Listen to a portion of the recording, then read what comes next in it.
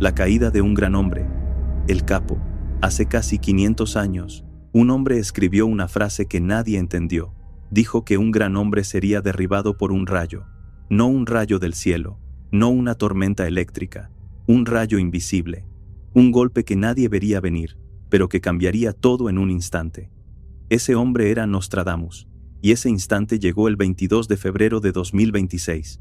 Porque ese día, el hombre más buscado de todo un continente cayó en una sierra, rodeado de bosques, en medio de un operativo que tardó años en prepararse. Y lo que vino después fue exactamente lo que la profecía describió: sangre, caos, y un vacío de poder que todavía se siente mientras escuchas estas palabras. ¿Coincidencia? Tal vez. ¿O tal vez alguien ya lo había anunciado? Nemesio o Ceguera Cervantes. Pocos rostros, pocas fotos, casi ninguna entrevista. Un fantasma con poder real. Un hombre que durante más de una década fue invisible para las cámaras, pero no para el mundo del crimen. Lo conocían como el Mencho. Y durante años, ese nombre fue sinónimo de terror en México, en Centroamérica, en Europa, en Asia, donde había dando fronteras, donde había drones cargados con explosivos, donde había mensajes de advertencia colgados en puentes a las 4 de la mañana, ahí estaba su sombra. Pero este guión no es solo sobre el narco. Este guión es sobre algo que se escribió siglos antes de que él naciera, algo que, si lo miras con atención, te eriza la piel. Porque en las cuartetas de Nostradamus, publicadas en 1555, hay un pasaje que los intérpretes han señalado durante décadas sin saber a quién se refería, y dice esto: un gran hombre será derribado por un rayo, no por un ejército visible, no por una guerra convencional, un rayo, algo repentino, fulminante, que lo alcanza cuando menos lo espera. Y ahora piensa en lo que ocurrió aquel domingo de febrero. Un operativo que comenzó en la madrugada, en la sierra de Tapalpa, Jalisco. Un cerco militar que se fue cerrando en silencio. Un hombre que llevaba años escondido, moviéndose entre cabañas y zonas boscosas, protegido por un ejército privado con lanzacohetes capaces de derribar helicópteros, y aún así, ese rayo lo alcanzó. Lo localizaron no por fuerza bruta, no por una batalla campal prolongada. Lo localizaron por un hilo invisible, el rastro de una mujer. Una pareja sentimental que fue seguida desde Guadalajara hasta un complejo de cabañas en la sierra. Ese fue el rayo del que hablaba la cuarteta. Un movimiento silencioso que nadie previó. Y cuando las fuerzas especiales llegaron, el Mencho intentó huir hacia el bosque. Fue herido, capturado con vida, pero murió durante el traslado en helicóptero hacia la Ciudad de México. El hombre que había evadido la justicia durante más de 15 años, cayó en cuestión de horas, derribado, literalmente, por un golpe que vino de donde no lo esperaba, como un rayo en medio de la noche. Y lo que vino después, eso es aún más perturbador, porque las profecías no solo hablaban de la caída, hablaban de lo que vendría cuando el gran hombre dejara de existir. Y lo que vino fue exactamente lo que cualquier estudioso de Nostradamus habría temido. Pero antes de continuar con eso, necesito que entiendas de dónde vienen estas palabras. ¿Quién las escribió? ¿Por qué las escribió? ¿Y por qué, 500 años después, siguen apareciendo cada vez que el mundo se sacude? Dejen por un momento el ruido del mundo moderno y las distracciones que llenan la mente cada día. Esta no es una historia más. Esta es una advertencia que fue anunciada hace tiempo. Este día, nos alejaremos del presente inmediato para adentrarnos en profecías, señales y visiones que muchos ignoraron hasta que empezaron a cumplirse. Palabras antiguas que no hablaban del pasado, sino de este tiempo que estamos viviendo ahora. Si este tipo de contenido te interesa, te invito a suscribirte a Psicoprofecías Anunciadas y a dejar un me gusta. Este canal existe para quienes sienten que las coincidencias no existen, y que algunas verdades solo se revelan cuando uno está dispuesto a mirar más allá. Déjame en los comentarios desde dónde estás viendo este video, y qué hora es en este momento. Siempre me ha intrigado saber en qué parte del mundo se están despertando estas señales. Ahora, ponte cómodo y escucha con atención. Continuemos descifrando las profecías que ya fueron anunciadas. Michel de Nostredame nació en Francia en 1503. Era médico, astrólogo, y según sus propios escritos, un hombre atormentado por visiones que llegaban sin previo aviso. No las buscaba. Lo encontraban a él, Se sentaba frente a un cuenco de agua en una habitación a oscuras y las imágenes venían. Fragmentos de futuros posibles, escenas sin contexto, rostros sin nombre. Y las anotaba en versos deliberadamente oscuros, como si temiera que la claridad de sus visiones fuera demasiado peligrosa para el mundo que lo rodeaba. En 1555 publicó Les Prophéties, una colección de 942 cuartetas escritas en una mezcla de francés medieval, latín arcaico y símbolos que desafían la traducción directa. No fechó sus predicciones con precisión. No nombró personas, ni países modernos. Y sin embargo, a lo largo de los siglos, una y otra vez, sus palabras han encajado con eventos que sacudieron al mundo. Se le atribuye haber descrito el gran incendio de Londres de 1666. Se le asocia con las bombas atómicas de Hiroshima y Nagasaki. Hay quienes ven en sus cuartetas la sombra del 11 de septiembre de 2001. Incluso la pandemia de COVID-19 fue vinculada retrospectivamente con algunos de sus versos. Y cada año, cuando la incertidumbre crece, sus textos resurgen como si el propio Nostradamus hubiera calculado que la humanidad volvería a buscarlo justo cuando más lo necesitara. Pero hay algo importante que debemos entender antes de continuar. Nostradamus no escribió titulares de periódico. Escribió símbolos, imágenes, metáforas que pueden significar varias cosas dependiendo de quién las lea y en qué momento. Y es precisamente esa ambigüedad la que hace que sus cuartetas sean tan poderosas. No te dicen qué va a pasar, te obligan a preguntarte si ya pasó. Los académicos advierten que estas asociaciones no tienen sustento histórico directo, que sus cuartetas están redactadas con errores ortográficos intencionales y múltiples versiones manuscritas, lo que facilita que un mismo verso pueda adaptarse a contextos muy distintos. Y tienen razón, pero eso no elimina la inquietud, porque a veces, la inquietud no necesita pruebas, necesita preguntas. Para 2026, los intérpretes de sus textos señalaron varias cuartetas que, según ellos, se vinculan con este año. Algunos toman las cuartetas numeradas con el 26 como referencia directa, otros buscan patrones astronómicos, como el eclipse solar total que cruzará Europa este año, y otros simplemente leen los textos y los contrastan con el estado del mundo. Y hay 3 cuartetas que hoy, después de los eventos del 22 de febrero, resuenan con una fuerza que resulta muy difícil ignorar. La primera, un gran hombre será derribado por un rayo. La segunda, una región se desbordará de sangre. Y la tercera, el gran enjambre de abejas surgirá en la emboscada nocturna. 3 cuartetas, 3 imágenes y 3 coincidencias que, como mínimo, merecen ser examinadas con detenimiento. ¿Son realmente coincidencias? ¿O hay algo en el tejido del tiempo que conecta las palabras de un vidente del siglo XVI con la Sierra de Jalisco en pleno siglo XXI? Eso es lo que vamos a explorar ahora, y te pido que no te apresures a sacar conclusiones. Escucha primero, decide después. Vamos por partes. Nostradamus no hablaba de electricidad. En su época, el rayo era mucho más que un fenómeno atmosférico. Era el dedo de lo divino. Era la justicia que caía sin previo aviso. En su lenguaje simbólico, un rayo representaba un evento súbito que alteraba el curso del destino. Un golpe del que no te levantas. Un momento que divide el antes y el después con la precisión de una cuchilla. Ahora piensa en el Mencho. No era un político. No era un rey en el sentido clásico. Pero en el mundo real, en el mundo que no sale en los libros de historia pero que mueve miles de millones de dólares al año, era uno de los hombres más poderosos del hemisferio occidental. La DEA ofrecía $15 millones por información que llevara a su captura. La misma cifra que en su momento se ofreció por Joaquín Guzmán Loera, el Chapo. Su organización tenía presencia confirmada en más de 40 países. Controlaba el mayor flujo de fentanilo hacia Estados Unidos, justo en el periodo más crítico de la crisis de opioides. Y durante años, nadie pudo tocarlo.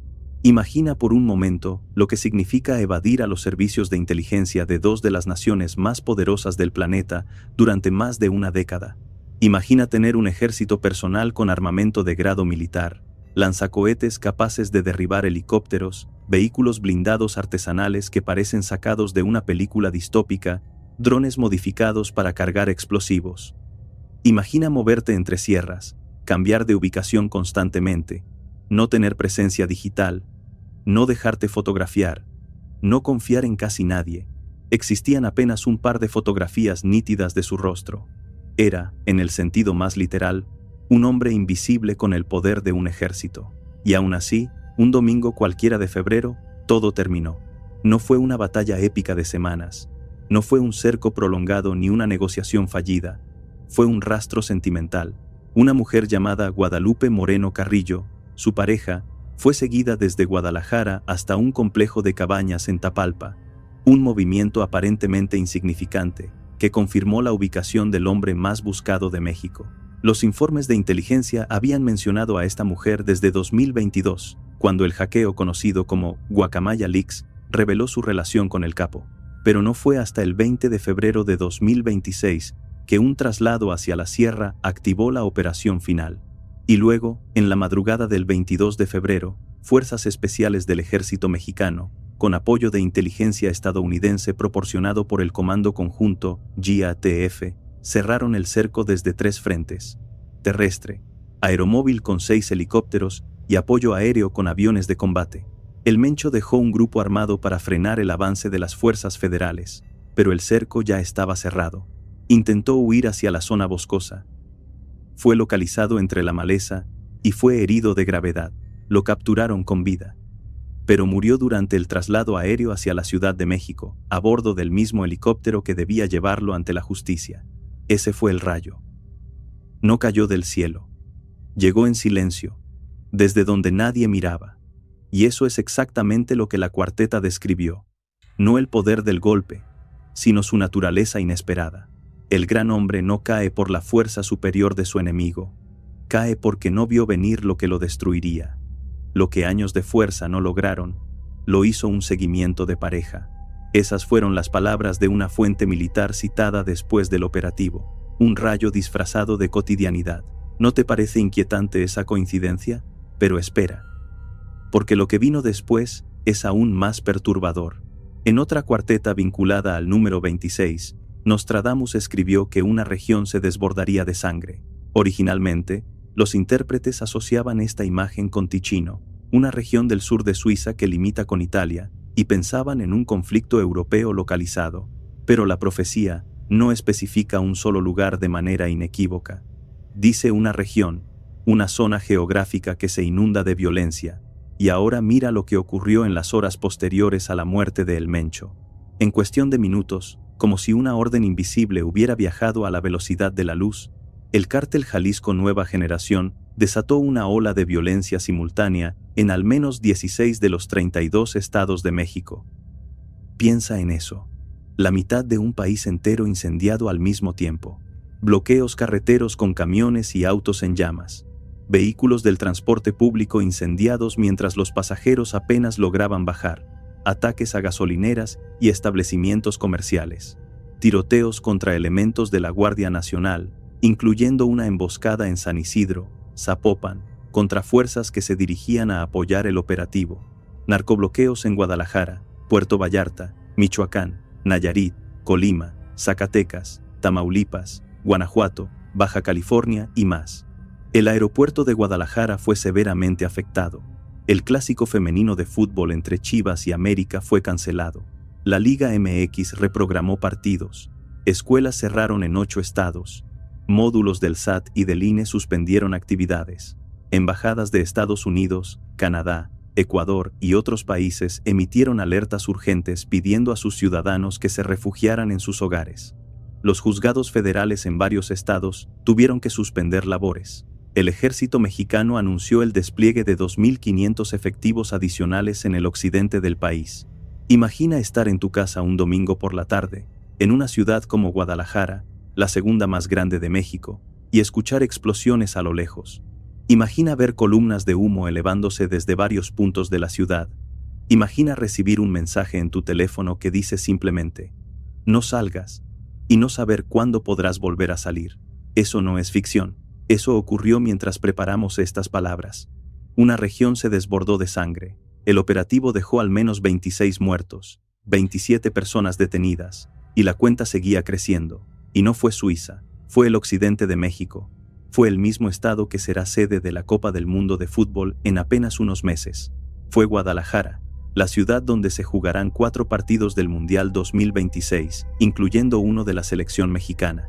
¿Crees que Nostradamus podría haber visto esto?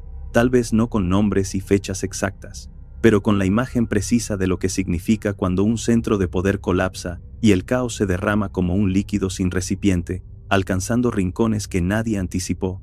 Y aquí es donde la tercera profecía cobra un sentido escalofriante. En la cuarteta I-26, Nostradamus escribió: el gran enjambre de abejas se levantará, por la noche, la emboscada. Los intérpretes han debatido durante décadas qué significa este enjambre. Algunos dijeron que eran ejércitos movilizándose en secreto. Otros hablaron de movimientos políticos desestabilizadores. Se mencionaron drones, ataques coordinados con tecnología moderna. Incluso se asoció con el simbolismo napoleónico, ya que Napoleón Bonaparte adoptó la abeja como emblema imperial siglos después de que Nostradamus escribiera estos versos. Pero piensa en lo que acabamos de describir. Tras la muerte de El Mencho, la reacción del CJNG fue instantánea, coordinada y simultánea en múltiples estados. No fue un acto de venganza desorganizado, fue un protocolo, un plan previamente establecido que se activó como si alguien hubiera pulsado un interruptor. Miles de operadores en todo el país realizando exactamente las mismas acciones al mismo tiempo: bloquear carreteras, incendiar vehículos, atacar posiciones de seguridad, sembrar el pánico, como un enjambre.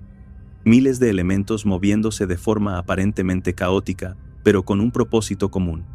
Sin un líder visible dando órdenes en tiempo real, porque el líder acababa de morir, pero actuando con la precisión de un organismo colectivo.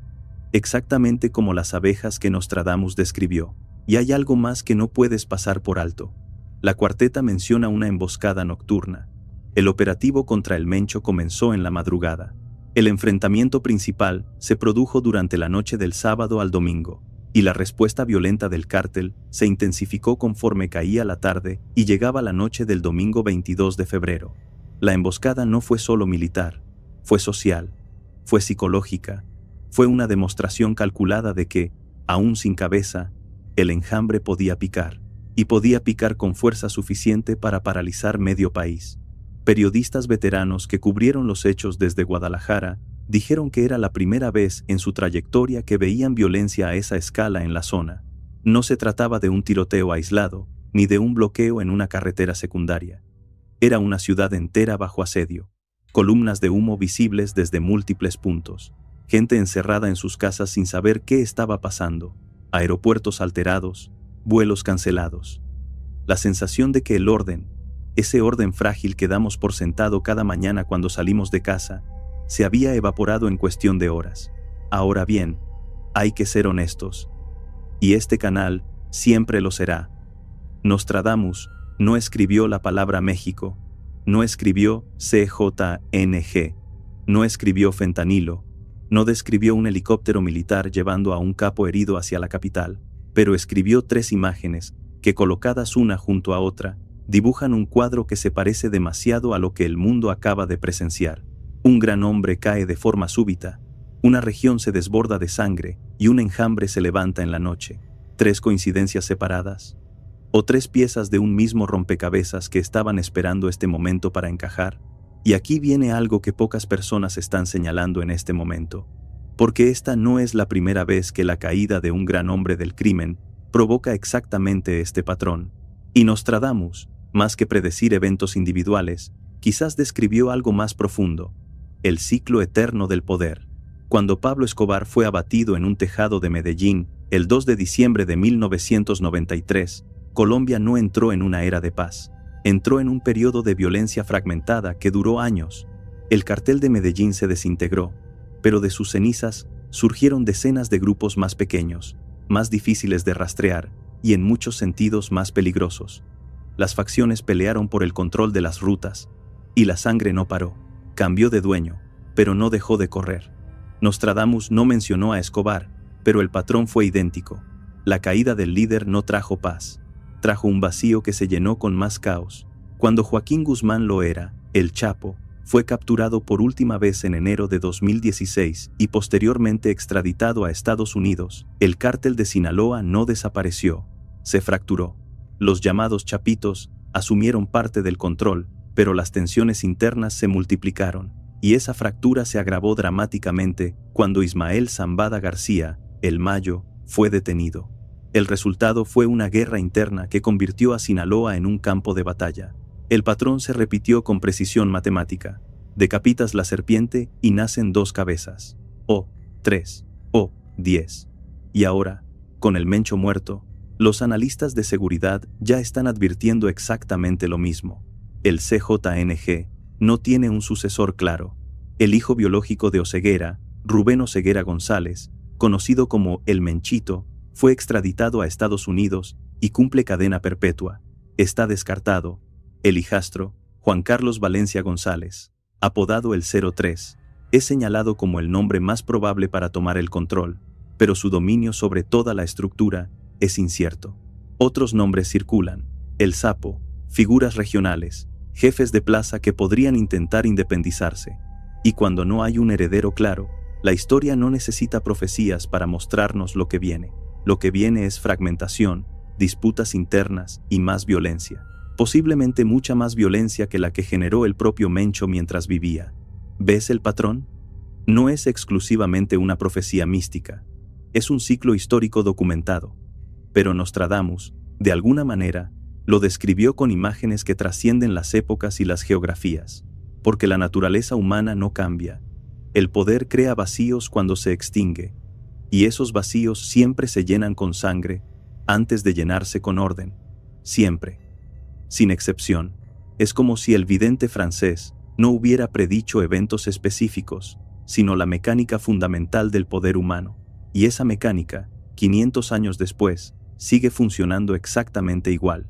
Los nombres cambian, las armas cambian, los países cambian, pero el ciclo permanece. ¿Te has preguntado alguna vez si las profecías más inquietantes no son las que hablan del futuro, sino las que describen patrones que la humanidad se niega a romper? Y aquí es donde necesito que hagas una pausa conmigo, porque hasta ahora hemos estado mirando hacia afuera, hacia los hechos, hacia los operativos, hacia las cuartetas, hacia los helicópteros y los lanzacohetes y las columnas de humo, pero las profecías más perturbadoras no son las que hablan del mundo exterior, son las que revelan algo sobre lo que llevamos dentro, sobre cómo funciona nuestra mente cuando se enfrenta a señales que prefiere no ver. Piensa en esto. El Mencho llevaba años escondido en algún punto de la sierra de Jalisco, y durante esos años, la vida seguía. La gente en Guadalajara iba al trabajo, llevaba a sus hijos a la escuela, hacía planes para el fin de semana, iba al estadio a ver a las Chivas, salía a cenar en Puerto Vallarta. Todos sabían, en algún nivel, que existía un hombre que controlaba buena parte del flujo de drogas sintéticas más mortíferas del planeta. Todos sabían que su organización operaba en 40 países, y que había convertido al fentanilo en una pandemia silenciosa en Estados Unidos. Pero la mayoría de las personas simplemente seguía adelante, como si no fuera su problema, como si esa realidad existiera en un plano paralelo que no tocaba el suyo. Y ese es quizás el verdadero patrón que Nostradamus identificó, no el de los grandes hombres que caen, sino el de las sociedades que ignoran las señales hasta que ya no pueden ignorarlas, hasta que el enjambre ya se levantó, hasta que la sangre ya se desbordó, hasta que el rayo ya cayó y el ruido de la explosión les llega a la puerta de su casa. Hay un concepto en psicología que se llama normalización de la desviación. Fue acuñado por la socióloga Diane Vaughan al estudiar el desastre del transbordador Challenger. Significa que cuando algo anormal se repite lo suficiente, deja de parecer anormal. Se convierte en el paisaje de fondo, se integra en lo que consideramos normal. Y una vez que algo se normaliza, dejamos de prestarle atención, dejamos de verlo como una amenaza, dejamos de buscar soluciones. En México, la violencia del narcotráfico se ha normalizado de formas que serían impensables en otros contextos, y no porque la gente no sufra, sufre profundamente. Cada familia que ha perdido a alguien, cada comunidad que vive bajo el control de un grupo criminal, cada persona que modifica sus rutinas diarias para evitar zonas peligrosas, sufre. Pero el cerebro humano tiene un mecanismo de defensa que le permite seguir funcionando incluso cuando el entorno es insostenible. Reduce la alarma para poder sobrevivir, y al reducir la alarma, reduce también la capacidad de ver las señales. Nostradamus escribió sobre regiones inundadas de sangre, pero quizás lo más aterrador No es la sangre en sí, es la capacidad humana de caminar sobre ella y seguir como si nada, de ver las columnas de humo y cambiar de canal, de leer el titular y seguir desplazando la pantalla. Y hay otro fenómeno psicológico que entra en juego aquí y que es fundamental para entender por qué las profecías nos fascinan tanto. Se llama sesgo de retrospección. Es la tendencia que tenemos a mirar un evento después de que ocurre y decir, era obvio que iba a pasar. Después de la caída de El Mencho, muchos dirán que era cuestión de tiempo, que las señales estaban ahí, que la presión internacional, la designación del CJNG como organización terrorista extranjera por Estados Unidos en 2025, la cooperación bilateral reforzada, el despliegue del Comando Conjunto GIA-TF, todo apuntaba a este desenlace. Pero si era tan obvio, ¿por qué nadie lo detuvo antes? ¿Por qué tardó más de 15 años? ¿Por qué se necesitó el rastro casual de una pareja sentimental para encontrar al hombre más buscado del hemisferio? ¿Por qué un hombre con la recompensa más alta del mundo podía moverse por una sierra a 130 kilómetros de la segunda ciudad más grande de México? Porque las señales siempre están ahí, pero verlas requiere algo que la mayoría de las personas no están dispuestas a hacer. Mirar donde incomoda, cuestionar lo que parece estable, aceptar que el orden puede colapsar en cualquier momento. Y eso, curiosamente, es exactamente lo que Nostradamus proponía con sus cuartetas. No que aceptaras sus profecías como verdad absoluta, no que vivieras con miedo esperando el siguiente desastre, sino que te atrevieras a observar los patrones que todos los demás prefieren ignorar, que miraras las señales no como curiosidades, sino como advertencias. Los que ignoran señales no son tontos, son humanos. El cerebro está diseñado para buscar estabilidad, para rechazar la amenaza, para creer que mañana será igual que hoy, y eso funciona. Funciona todos los días, hasta que un día no funciona. El Mencho también creyó que mañana sería como hoy, que su sistema de protección aguantaría un día más, que su invisibilidad era permanente, y un domingo de febrero dejó de serlo. Entonces, ¿qué nos queda? ¿Nostradamus predijo la caída de El Mencho? No, al menos no en el sentido literal que muchos quisieran. No escribió su nombre. No mencionó Jalisco, ni el fentanilo, ni los drones con explosivos, ni la sierra de Tapalpa.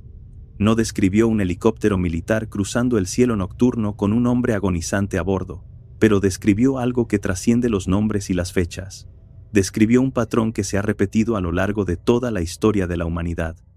El ascenso de figuras que acumulan un poder desmesurado, operando desde las sombras. La ilusión de invulnerabilidad que se construye cuando nadie logra alcanzarte durante años. El golpe repentino que nadie anticipa, que viene de la dirección menos esperada, y el caos que sigue cuando el centro se derrumba y todas las fuerzas que mantenía bajo control se liberan al mismo tiempo. Un gran hombre derribado por un rayo, una región inundada de sangre, un enjambre que se levanta en la noche. Estas imágenes no necesitan ser literalmente proféticas para ser profundamente verdaderas. Son verdaderas porque describen cómo funciona el poder, cómo se construye en silencio, cómo se sostiene con miedo, y cómo colapsa de golpe cuando una sola grieta se abre en la estructura. Y ese mecanismo no ha cambiado en 500 años. Quizás no cambie nunca. Lo que ocurrió el 22 de febrero de 2026 en la Sierra de Tapalpa es un hecho documentado. El operativo militar, la muerte de Nemesio Oseguera Cervantes, la violencia que le siguió en 16 estados, los bloqueos, el caos, las escuelas cerradas, los aeropuertos afectados, las alertas internacionales, todo eso es verificable y está siendo cubierto por medios de todo el planeta en este momento. Lo que Nostradamus escribió en 1555 también es un hecho. Esas cuartetas existen, están publicadas y han sido objeto de análisis durante 5 siglos. La conexión entre ambos hechos es donde cada uno de ustedes debe decidir por sí mismo. Y esa es quizás la profecía más importante de todas, la que nos obliga a pensar, no la que nos dice qué creer.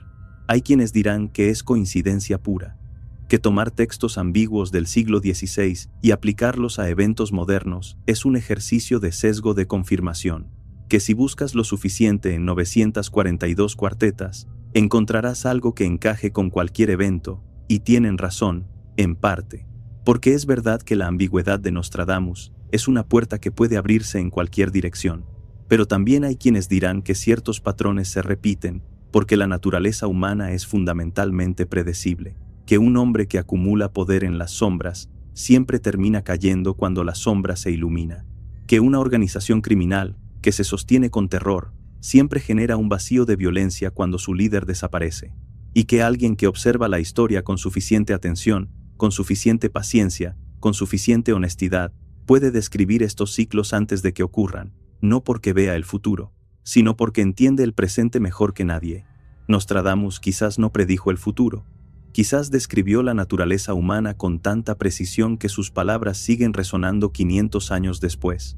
Y eso, en cierto sentido, es más perturbador que cualquier profecía sobrenatural, porque significa que las señales siempre estuvieron ahí, y que probablemente seguirán estando ahí para lo que viene después.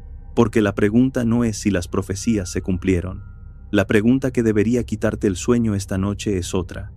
¿Qué patrón se está formando ahora mismo, justo en este instante, que la mayoría no está viendo? ¿Qué gran hombre está acumulando poder mientras todos miran hacia otro lado? ¿Qué enjambre se está organizando en silencio? ¿Qué región está a punto de desbordarse? El mencho cayó. El enjambre se levantó. La sangre se desbordó. Y en algún lugar del mundo, en alguna página antigua o en algún dato que hoy parece irrelevante, la próxima señal ya está escrita, ya fue anunciada, ya está esperando. La cuestión es si estaremos dispuestos a verla esta vez, o si, una vez más, esperaremos a que el rayo caiga para preguntarnos cómo no lo vimos venir. Fue anunciado, pero nunca fue impuesto. La profecía no obliga, solo advierte. Y lo que hacemos con esa advertencia siempre ha sido, y siempre será, nuestra decisión. Y ahora te pregunto a ti, ¿qué has llegado hasta aquí? De las 3 profecías que analizamos hoy, el rayo que derriba al gran hombre, la sangre que se desborda y el enjambre que se levanta en la noche, ¿cuál te inquietó más? ¿Y por qué? Déjamelo en los comentarios.